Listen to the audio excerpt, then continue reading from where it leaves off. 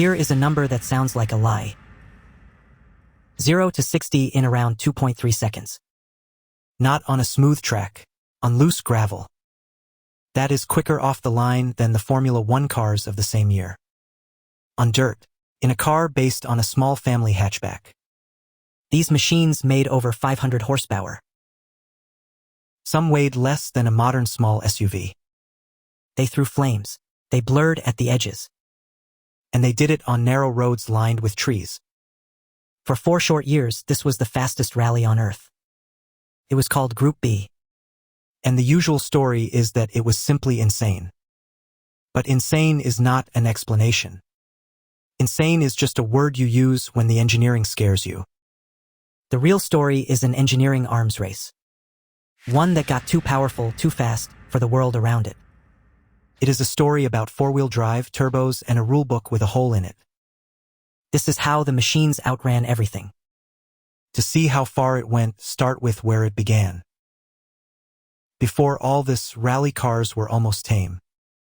Rear-wheel drive, around 250 horsepower. Quick, but controllable. Familiar. Most of them were lightly modified road cars. A clever driver could tame them with skill alone. Then one company changed a single idea. Audi looked at a military four-wheel drive vehicle. A slow, heavy machine built to climb anything. And asked a question no one took seriously. What if a rally car drove all 4 wheels at once? Everyone said four-wheel drive was too heavy, too complicated. Pointless for racing, dead weight. Audi built it anyway. They called it the Quattro. In 1981, it arrived. And on a loose, slippery stage, the difference was brutal. While others fought for grip, the Quattro simply put the power down. 2 wheels spin and scrabble. 4 wheels bite and go. It did not slide helplessly. It launched. The stopwatch did not lie. The Quattro was not a little faster. It was from another category. In the hands of Michel Mouton, it humbled the establishment. Suddenly, every rear-wheel drive rival was obsolete overnight. Four-wheel drive was no longer a theory. It was the new law of the sport. Adapt or lose every single weekend. But four-wheel drive alone was just the beginning. Because at the same time, the rulebook changed. And that is where things truly got out of hand. In 1982, the sport introduced a new class. Group B. On paper, it was meant to be simple and cheap. The rules were short, almost careless. To go racing, a manufacturer had to build just 200 road cars. Only 200. For comparison, a normal model sells hundreds of thousands. 200 was nothing, a rounding error. And beyond that, the restrictions were tiny. Almost no limit on power. Almost no limit on weight reduction. Almost no limit on the technology you could use. The people who wrote the rules expected mild, tuned road cars. What they had actually written was a blank check. The engineers read it carefully. And they realized something thrilling and a little dangerous. They could build almost anything they wanted. A road car that existed only so the race car could be born. 200 copies for the public, the rest for competition. There was even a loophole inside the loophole. So-called evolution models letting teams upgrade the design. So the cars never stopped getting faster. The biggest names in motorsport saw the same opening. Lancia, Peugeot, Ford, Audi, Austin. And the arms race began in earnest. Each one chasing the same 3 numbers. More power, less weight, more grip. By any engineering means necessary. Look at the weapons they created. Each one a completely different bet. Lancia went first with the 037. It was rear-wheel drive in a world turning to four-wheel drive. On paper, it was already behind. So Lancia made it light, perfectly balanced, and supercharged. A supercharger is driven by the engine itself. It gives instant power with no waiting, no lag. Lancia bet that balance and response could beat raw traction. And in 1983, Against all odds, the 037 won the championship. The last rear-wheel drive car ever to do it. A perfect machine arriving just as the rules made it extinct. Then Peugeot answered with the 205 T16. It looked like a cheerful little family hatchback. But that was a disguise. Clever one. Behind the seats sat a turbocharged engine, mounted in the middle. Four-wheel drive underneath, a racing space frame inside.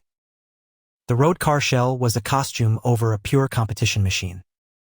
Under Jean Todt, Peugeot built a juggernaut. And it was devastatingly effective, taking back-to-back titles. Audi pushed harder with the Sport Quattro S1. They shortened the body and threw physics at it. Enormous wings, front and rear, for downforce. Over 500 horsepower. And a trick called anti-lag. Normally, lift off the throttle and a turbo goes to sleep. So they kept it spinning by firing fuel into the hot exhaust. That is why these cars spat long flames on every gearshift. It was not for show. It was physics weaponized. Then Lancia built the masterpiece, the Delta S4.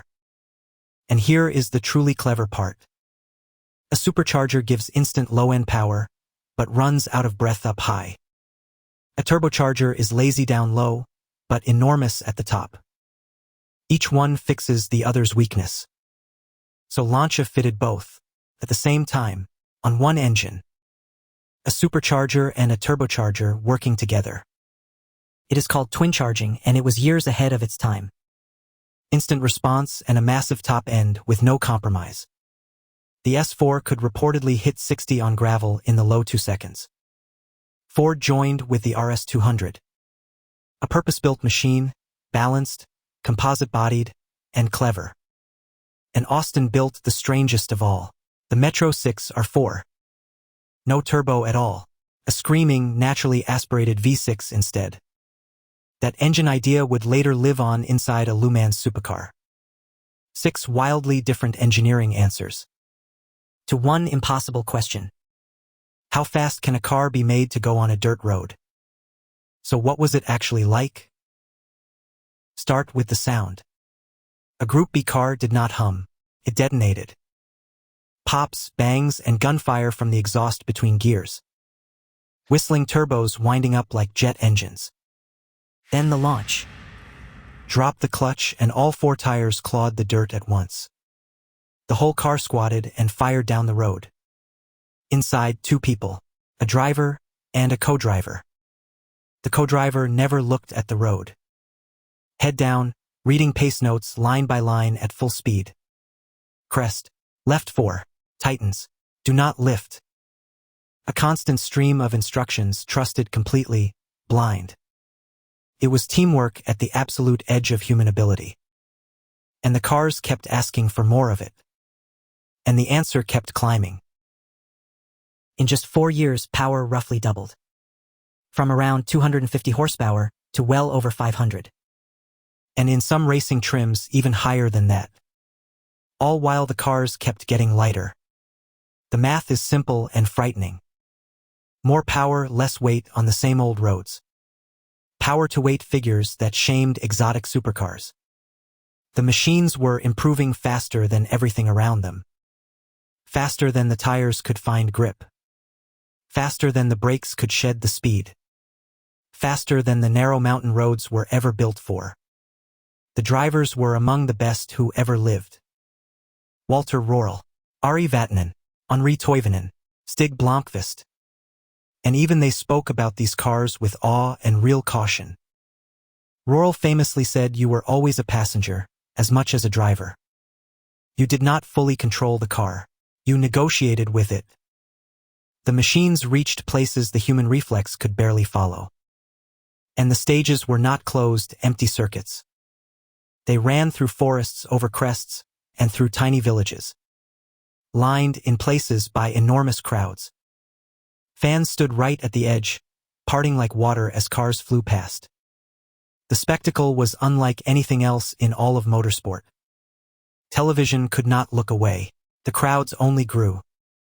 But the gap between the machine and the world it ran in was growing wider every single season. By 1986, that gap had become impossible to ignore. Something had to give. In 1986, the authorities acted. Group B was brought to an end. The fastest rally cars ever built were banned from the championship. And a planned, even wilder class was cancelled before it ever ran a single stage. It would have been faster still. They stopped it in advance. Overnight, the most extreme machines in rally history were homeless. Cars that cost fortunes to build were suddenly illegal to race. Many were sold off, dismantled, or locked away in collections. Some found a second life in a sport called rallycross. Short, brutal sprints where their savage power finally had room. And here is the strange twist. Being cut short did not erase Group B. It made it immortal. For short years, frozen in time with no slow decline into mediocrity. It never got old. It never faded. It was simply stopped at its peak. It became the legend every rally fan measures everything else against. Today, surviving cars change hands for millions. But the real legacy is closer than a museum. It may be parked in your driveway.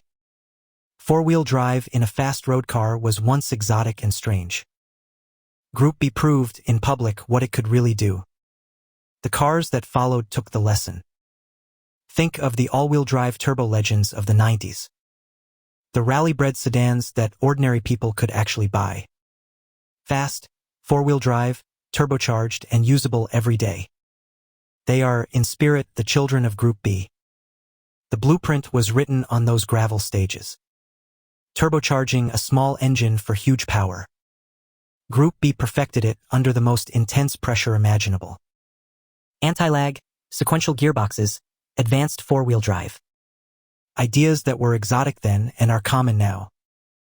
Almost every modern performance car with all-wheel drive traces a line straight back to these machines. Even today's world rally cars, with all their electronics, are on some stages no faster than these analog monsters were. Think about that for a moment. Decades of progress to roughly match what they already did. The technology they pioneered in 4 desperate years is now completely normal in cars sitting in ordinary garages. They were simply too powerful for their own era. So they quietly rebuilt the one that came after. Which brings us back to that number. 0 to 60 in around 2.3 seconds. On gravel, decades ago. Still sounds like a lie. And the only reason it is true is that for 4 short years, the engineers were handed a blank check. And they spent every last penny of it.